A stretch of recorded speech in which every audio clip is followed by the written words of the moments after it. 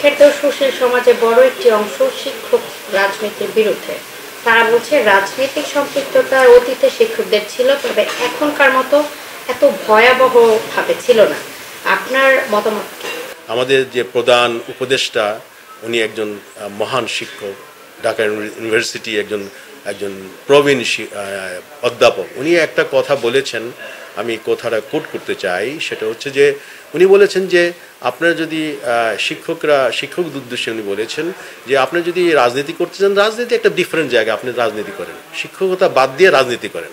কিন্তু শিক্ষকতা করবেন আবার রাজনীতি করবেন, এটা দুইটা প্যারালাল চলতে পারে না। শিক্ষাটা এমন একটা জায়গা, যে জায়গাটা একটা পবিত্র জায়গা।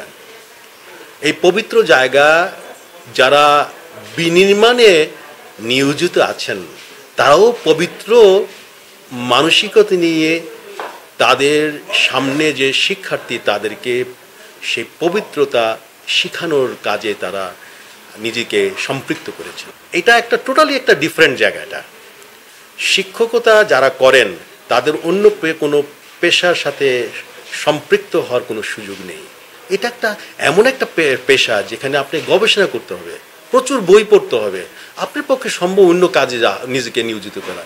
শিক্ষকতার পাশাপাশি প্যারালেল সাইমultaneous অন্য জায়গায় আপনি অন্য জায়গায় নিজেকে সম্পৃক্ত করার কোনো সুযোগ নেই। এমত অবস্থায় রাজনীতি একটা টোটালি আলাদা প্ল্যাটফর্ম। এই ক্ষেত্রে শিক্ষকদের সেখানে সম্পৃক্ত হওয়ার কোনো সুযোগ নেই। আমি মনে করি যে নিরপেক্ষ দৃষ্টিতে বস্তুনিষ্ঠভাবে যেটা আমি মনে করি এটাই হওয়া উচিত। শিক্ষকতা এমন একটা মহান পেশা, এই পেশাটা আপনি যদি সত্যিকার অর্থে নিজেকে যদি আপনি আত্মীয়করণ করেন, তাহলে কিন্তু আপনি নিজেকে পুরোপুরি 100% নিয়োজিত করেন, তাহলে কিন্তু আপনি অন্য কোনো আর জায়গায় চিন্তা করার সুযোগ নেই।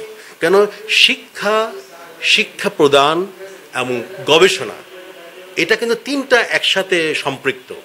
এই তিনটা একসাথে সম্পৃক্ত হওয়ার কারণে আপনি অন্য কোনো চিন্তা করার কোনো সুযোগ নেই। অধ্যাপক আবু সাঈদ অত্যন্ত একজন সুশীল সমাজে একজন পুরোদা ব্যক্তি। উনি বলেছেন যে শিক্ষকরা হচ্ছে এনলাইটেন সোসাইটির এনলাইটেন পিপল। তো এনলাইটেন সোসাইটি এনলাইটেন পিপল যারা, তারা তো একজন শিক্ষার্থীকে সেই এনলাইটেন করার কাজেই তারা নিয়োজিত। তো এই কাজটা একটা সত্যিকার অর্থে একটা মহৎ এবং পবিত্র কাজ।